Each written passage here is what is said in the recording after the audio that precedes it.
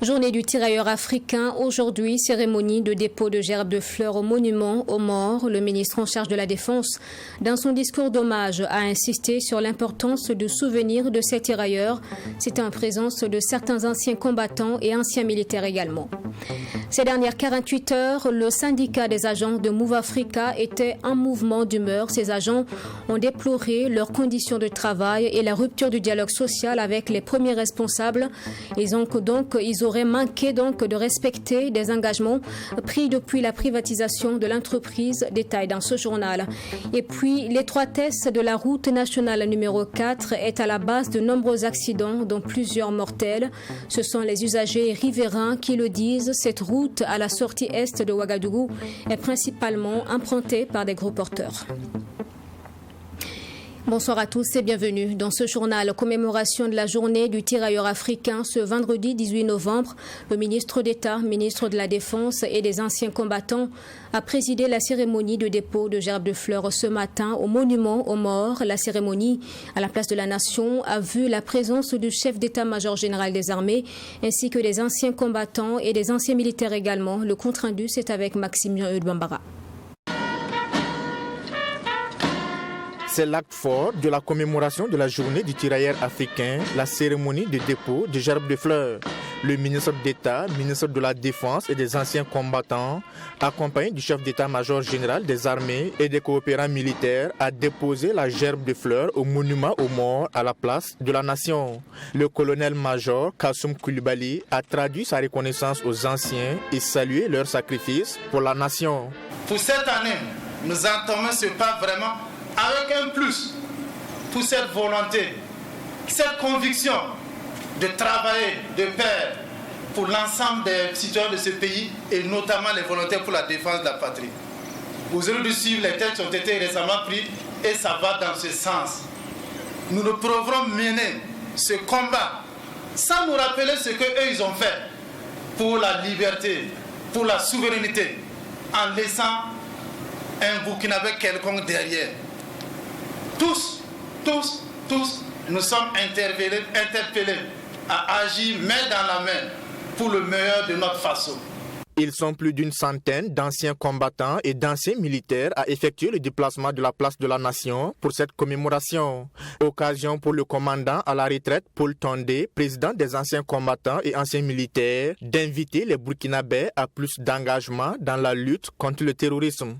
Nous avons une pensée pour eux parce que ils ont défendu au moment où il le fallait le territoire pour permettre aux gens de vivre en toute liberté. Sinon, on ne serait peut-être pas là en train d'organiser ce genre de cérémonie. Et l'heure est à la manifestation du patriotisme. On demande à tout le monde de s'impliquer dans la lutte contre le terrorisme. Tout le monde est concerné. Donc, que vous soyez jeune, ancien, femme ou homme, nous nous sentons donc concernés par ce qui se passe en ce moment sur le terrain, sur notre territoire. Cette cérémonie de dépôt de gerbes de fleurs, entrant dans le cadre de la commémoration de la journée du tirailleur africain, fait suite à une série d'activités, notamment l'Assemblée générale des anciens combattants et anciens militaires et des audiences avec des autorités militaires. Lutte contre le terrorisme, les forces de défense et de sécurité poursuivent les opérations de sécurisation du territoire national. Les actions offensives ont été menées dans des zones sous forte menace terroriste, selon donc le bulletin mensuel d'information sur les opérations de sécurisation en question. Le point des actions sur la période du 15 octobre au 15 novembre dans ce commentaire de Simon Wissou.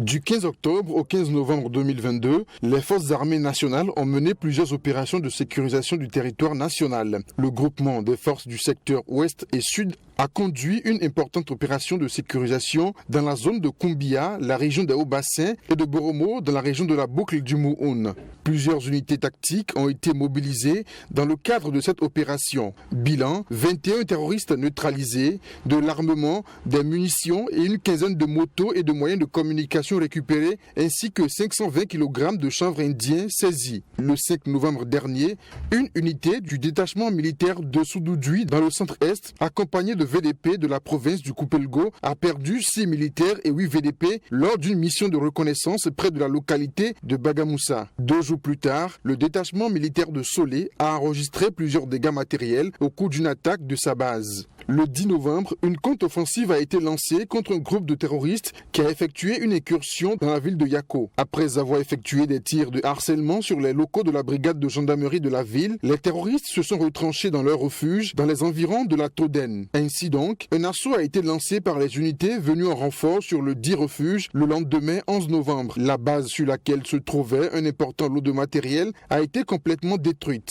Plusieurs actions de solidarité ont été également menées dans cette même période par les forces armées nationales. Plus de 600 civils ont partagé un repas communautaire avec le détachement militaire de Silmangué dans le centre-nord. Des opérations de dons de sang, des consultations gratuites dans les garnisons militaires ont été organisées au profit de la population et la réalisation des projets de forage à Farangourma et à Kaya au profit des déplacés internes dans le cadre de la commémoration du 62e anniversaire des forces armées nationales. Il faut également ajouter que du 30 octobre au 4 novembre dernier, 150 camions de vivres, dont 26 du CONASUR, ont été escortés par les FDS au profit des populations de Djibo dans la région du Sahel.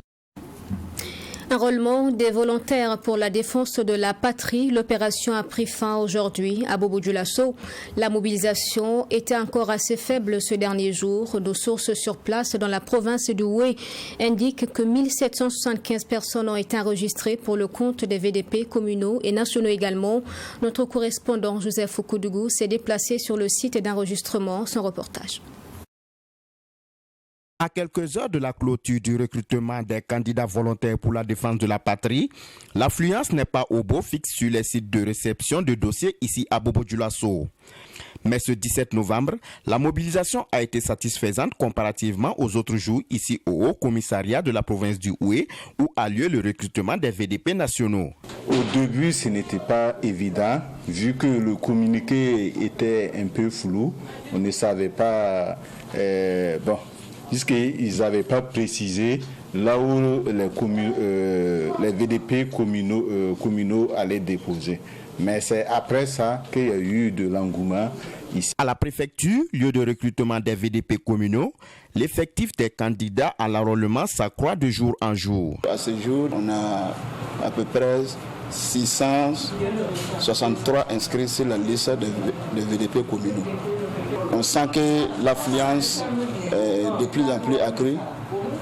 Les gens viennent en nombre, les gens viennent beaucoup, ils viennent s'inscrire et puis ils repartent. S'enrôler pour défendre la patrie est un acte patriotique dans le contexte actuel du pays, selon ce candidat à l'enrôlement. Je suis venu en tant que citoyen.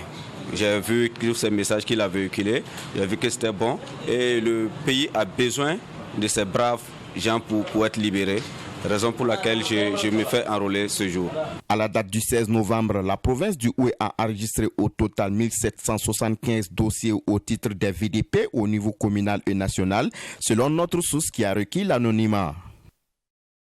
Et à Ouagadougou, par contre, ce dernier jour d'enrôlement des VDP était particulier en ce qu'une foule de personnes était encore présente après 16 heures, heure de fermeture des bureaux donc au gouvernorat du centre, lieu d'enrôlement des VDP nationaux. Plusieurs personnes n'ont donc pas réussi à se faire enrôler et ont souhaité de nouvelles dates pour le faire. L'ambiance ce dernier jour, c'est avec Linda Sarakabouré.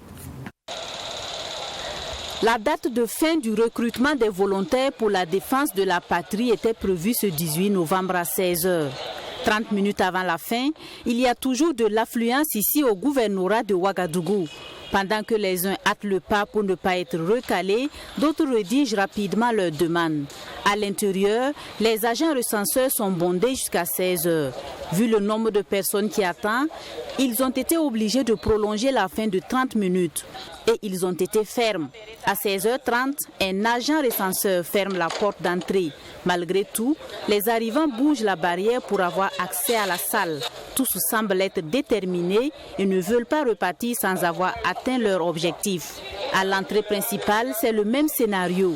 Les forces de défense et de sécurité ont érigé la barrière, mais des retardataires négocient documents à main pour pouvoir entrer. Ceux qui ont pu s'enrôler avant la clôture sont soulagés et fiers de l'avoir fait. Là aujourd'hui pour m'enrôler au service du VDP. Bon, en tant que jeune aussi, c'est la noble contribution que nous pourrons apporter à notre cher parti, le Burkina Faso. C'est notre pays, ce n'est pas le pays de quelqu'un d'autre. Personne ne peut venir libérer notre pays à notre place. Donc c'est à nous, jeunes conscients, de libérer notre pays. Voilà. Si on est fiers de la patrie en tout cas, on doit se battre. Vu que je suis une mère, je vois que la douleur s'attaque plus la maman. Donc je suis là pour m'enrôler et utiliser mes forces pour lutter contre ce phénomène qui nous tracasse. Moi, mon village c'est Dablo, 70 km de Kaya. Et Dablo maintenant est devenu une habitation des terroristes. Tant qu'un digne fils du ressortissant de la province, je ne peux pas être à l'écart. C'est la désolation pour ceux qui n'ont pas pu arriver à l'heure. Ils plaident séance tenante pour un prolongement de la date du recrutement. Je suis revenu, il était 16h05. On m'a dit que je ne peux pas rentrer. Qu'ils ont arrêté. Je vais faire quoi? Pourtant j'ai servi 34 ans à la nation, je veux continuer. Même à 60 ans là, je peux toujours faire quelque chose pour la patrie là. C'est ça que je suis venu. On lui dit quoi? J'ai oublié de repartir. Mais quand ils vont repartir, on dit qu'ils n'ont qu'à rouvrir encore demain. Et ça continue. Nous sommes des anciens, valides. Même si on ne peut pas aller au front, on a des conseils à donner à nos enfants sur le terrain là.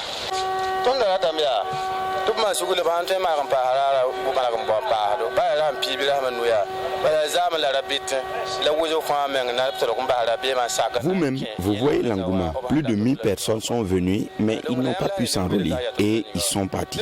Donc s'il peut prolonger, il ne reste que 5 jours parce que plusieurs personnes sont hors de la ville et qu'ils veulent s'enrôler. Et quand c'est comme ça, c'est pas simple. En attendant de faire le bilan officiel des enrôlements, sur les récépissés, plus de 6000 personnes se sont déjà enrôlées au gouvernorat de Ouagadougou. En rappel, c'est au total 50 000 volontaires pour la défense de la patrie qui sont attendus, dont 35 000 communaux. Et la suite de ce journal dans le secteur des téléphonies mobiles, un mouvement d'humeur de 48 heures a pris fin aujourd'hui à Move Africa. Les travailleurs ont exprimé leur mécontentement face à ce qu'ils qualifient de mauvaise gestion. Certains engagements pris depuis donc la privatisation de l'entreprise n'auraient pas été respectés par la direction générale. Le renouvellement de l'équipement technique et des ressources humaines, des points donc qui ont été mis en avant, compte rendu avec Alexis Wankouni Belemnaba. Ce mouvement d'humeur des agents de Move Africa est consécutif à une rupture du dialogue social dans cette entreprise de téléphonie mobile. Une rupture constatée depuis plusieurs semaines, selon François Cabré, le secrétaire général adjoint du Sinatel, syndicat national des télécommunications. Pour cette organisation syndicale, la plateforme revendicative de la dite organisation a été déposée depuis plus d'1 an et demi. Le Sinatel revendique entre autres le respect des engagements pris par la direction générale depuis la privatisation de l'entreprise, le renouvellement de l'équipement technique et des ressources humaines. L'investissement n'est pas conséquent, et la qualité de service n'y est pas, la clientèle en souffre et la concurrence nous devance et ça fait que les travailleurs trouvent que l'Onatel méritait mieux que cette façon de gérer. Le dialogue social n'est pas productif. Ce ras-le-bol aux préoccupations des agents n'est pas tout. La direction générale, explique François Cabré, serait dans l'incapacité de rehausser l'image de l'entreprise qui est reléguée au second rang dans la concurrence sur le plan national depuis la privatisation de l'entreprise en 2006. Nous, ce qu'on constate, c'est qu'ils sont dans l'incapacité, et en tout cas à l'heure actuelle, de mener à bien la gestion de l'entreprise. Mais nous, ce qui nous intéresse, ce ne sont pas les personnes du DG, du DAF, mais en tout cas, c'est une gestion saine que nous souhaitons. Le traitement inégal des agents burkinabés et les expatriés provoque également une frustration au sein des agents de cette entreprise, selon le secrétaire général adjoint. Ce que l'entreprise dépensait pour ses expatriés marocains et ce qu'elle dépensait pour les Burkinabés de façon générale. Et nous avions établi un rapport de 1/12 il y a quelques années. Aujourd'hui, c'est peut-être plus que ça. Ça veut dire qu'en son temps, un expatrié marocain coûtait 12 fois à l'entreprise qu'un Burkinabé. Le gouvernement burkinabé est interpellé sur la gestion de Move Africa. Bien que l'entreprise soit privatisée, l'État burkinabé demeure un actionnaire. Et c'est une entreprise du droit burkinabé, affirme le secrétaire général adjoint du Sinatel. Il y a une véritable fuite de capitaux concernant la gestion de cette entreprise, conclut François Cabri. La coalition burkinabé contre le cancer Kobukan célèbre l'an 2 de la stratégie mondiale pour l'élimination du cancer du col de l'utérus. Une conférence de sensibilisation pour l'occasion a révélé que le cancer du col de l'utérus avait atteint son paroxysme et qu'il fallait travailler sérieusement à maîtriser la situation. En effet, chaque 2 minutes au monde, une femme meurt de cette maladie. Les questions de vaccination et de dépistage ainsi que d'accès équitable aux soins ont été évoquées à la rencontre. Le point avec Yassine Sawadgo. Dans le monde, une femme meurt toutes les 2 minutes pour cause des cancers du col de l'utérus. Ce cancer provoqué principalement par le virus appelé HPV ou Human Papillomavirus est transmis lors des rapports sexuels et engendre des modifications dans le col de l'utérus. Des modifications qui rentrent dans le cadre d'un processus qui peut durer entre 10 et 15 ans avant que le cancer invasif n'apparaisse. Ce lancement des activités marquant la célébration de l'an 2 de la stratégie mondiale pour l'élimination de cette maladie se veut pour les conférenciers l'opportunité d'interpeller la communauté à s'investir davantage pour éliminer ce mal qui ravage. C'est de faire de telle sorte que toutes les jeunes filles soient vaccinées contre le virus qui est responsable du cancer du col de l'utérus entre leur 9e et leur 15e anniversaire. Il faut obtenir au moins 90% de filles vaccinées. Le deuxième pilier est que nous devrons travailler de telle sorte que 70% des femmes entre 35 et 45 ans aient eu au moins un dépistage dans les conditions les bonnes. Le troisième pilier, c'est de faire de telle sorte que 90% des femmes qui porteront un cancer du col de l'utérus bénéficient d'un traitement adéquat en dépit, sans tenir compte de leurs conditions socio-économiques. Ça veut dire qu'il faut un accès équitable au traitement. Le gouvernement burkinabé, dans sa stratégie de lutte contre le cancer du col de l'utérus, a mis les moyens nécessaires, mais force est de constater que très peu de femmes arrivent à se faire vacciner. Selon le président de la coalition burkinabé contre le cancer, il faut accélérer la sensibilisation. Le ministère de la Santé a fait beaucoup d'efforts en faisant de telle sorte que la vaccination soit disponible. Elle est disponible, elle est gratuite.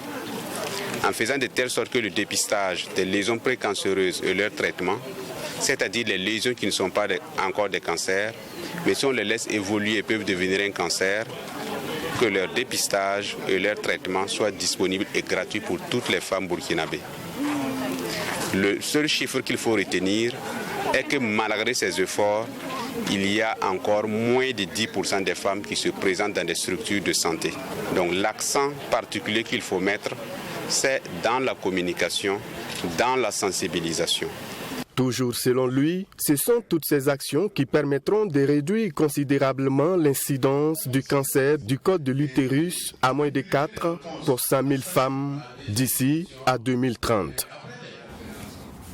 Toujours en matière de santé, le réseau d'accès aux médicaments essentiels RAM, en collaboration avec l'UNICEF, a lancé ce jeudi un projet d'appui à la mise en place de comités de veille communautaires pour l'amélioration de l'accès des couches vulnérables aux services de santé. Ces comités de veille seront donc chargés d'identifier les problèmes existants, surtout dans le cas des enfants et des femmes. Le projet va concerner 17 communes dans 3 régions. Précision avec Abdoulaye Migné. Cette rencontre marque le lancement du projet d'appui à la mise en place de comités de veille communautaire pour l'amélioration de l'accès des couches vulnérables aux services de santé. Les comités de veille communautaire seront mis en place dans 17 communes dans les régions du centre-nord, du centre-sud et du plateau central. En dépit des mesures de gratuité de soins et d'autres mesures prises par le gouvernement, la problématique de l'accès aux services de santé par les couches vulnérables reste d'actualité. Ces comités devront donc être capables d'identifier les problèmes de santé de la mère et de l'enfant et proposer des solutions. De faire de telle sorte que les communautés puissent se sentir responsables dans leur santé et faire des actions concrètes de résolution des dysfonctionnements. C'est-à-dire elle va faire de la co-création pour identifier les problèmes qu'il y a dans la communauté en matière de santé, qui prend en compte aussi les questions d'éducation, nutrition et vaccination, mais également voir comment les communautés peuvent trouver des solutions endogènes à leur sein pour résoudre donc ces dysfonctionnements. C'est vraiment ce que nous souhaitons faire dans le cadre de cette intervention. Les comités de veille communautaire vont également faire la promotion d'un changement de comportement au sein des populations pour préserver leur santé. Les communautés ne savent pas qu'en réalité,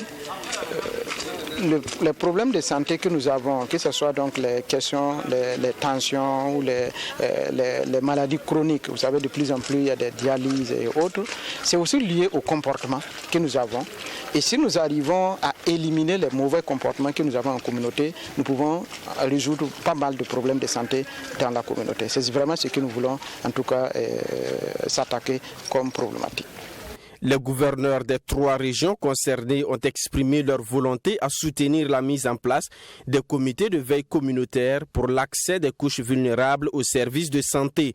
Le RAM, Réseau Accès aux médicaments essentiels, est une organisation de la société civile créée en 2003. Son objectif est d'influencer les politiques en faveur de la santé pour tous.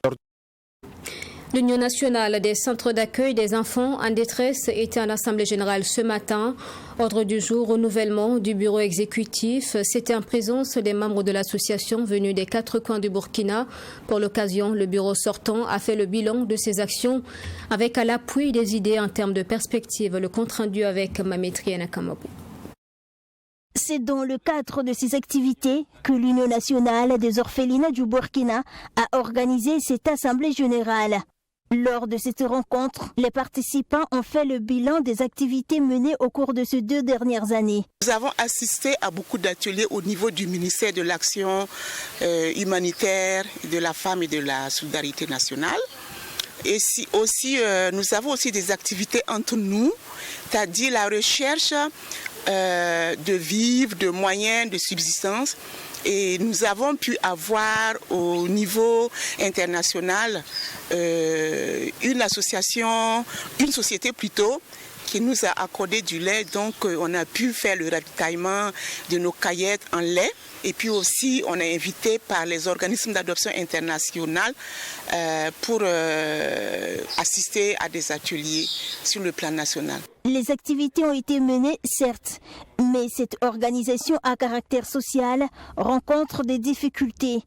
La situation sécuritaire dont fait face le Burkina Faso depuis de nombreuses années et l'inflation des prix des produits de première nécessité empêchent cette organisation de mener à bien ses activités. Sur le plan matériel, nous avons parlé de lait aussi.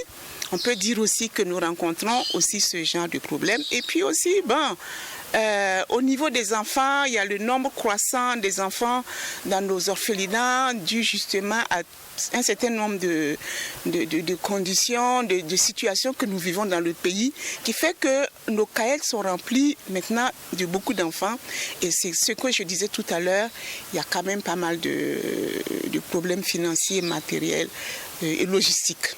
Et pour apporter plus d'aide aux enfants en détresse, l'Union nationale des orphelinats du Burkina fait un plaidoyer auprès de son ministère de tutelle, les ambassades et les institutions internationales.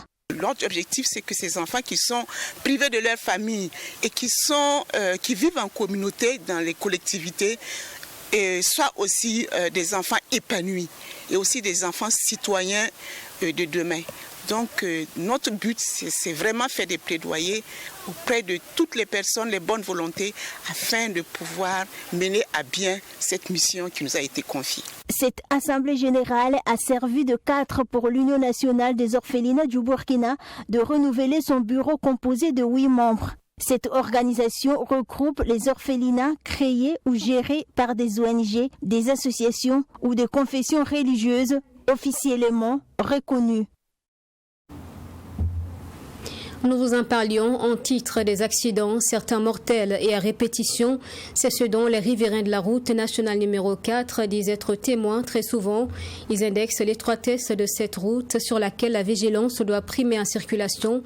La RN4 est l'une des voies de ravitaillement de la capitale burkinabé à marchandises en provenance principalement du Togo et du Bénin. Constat aujourd'hui avec Alexis Wenkouni Belmnaba. C'est une voie à fort impact sur le trafic routier. Très pratiquée, la route nationale 4, sortie est de la capitale burkinabé, est l'une des principales voies de ravitaillement de la capitale en marchandises venant des pays frontaliers comme le Togo. Empruntée par les gros camions de transport de marchandises, des transports en commun et des particuliers. Cette voie fait des victimes compte tenu de son étroitesse ainsi que la mobilité des gros porteurs de marchandises, mais aussi de l'imprudence des usagers. Adama Konkobo est un conducteur de transport en commun, communément appelé Dinan. Il pratique ce tronçon Puitenga-Ouaga depuis un certain nombre d'années. Il raconte ici le calvaire quotidien vécu par les usagers de cette route. Sur cette voie, il y a trop d'accidents. Souvent, pour les dépassements de 2 véhicules, il faut s'arrêter. C'est pas simple. Si tu es sur une moto, il faut t'arrêter. Mais néanmoins, si on élargit la voie, on va rendre gloire à Dieu. Parce que de là jusqu'au péage, c'est des problèmes seulement. Dieudonné Tiendrebego, lui, est un boucher à Gampela, un village traversé par la RN4. Faisant son commerce au bord de la voie, il relate les difficultés constatées par les riverains, mais surtout des étudiants de l'université Thomas Sankara qui empruntent au quotidien pour rejoindre les amphithéâtres. Parfois, des accidents sont constatés à cause de l'étroitesse de la voie. Le dernier en date de la semaine dernière, selon ce boucher.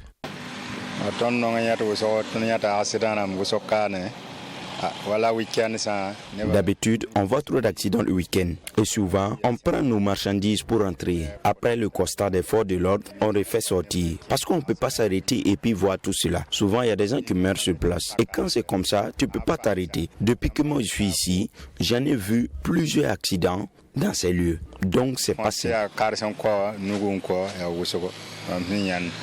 Selon certains riverains, des études avaient été effectuées par le département en charge des transports pour faire une double voie jusqu'au péage, et c'est depuis plus de 3 ans.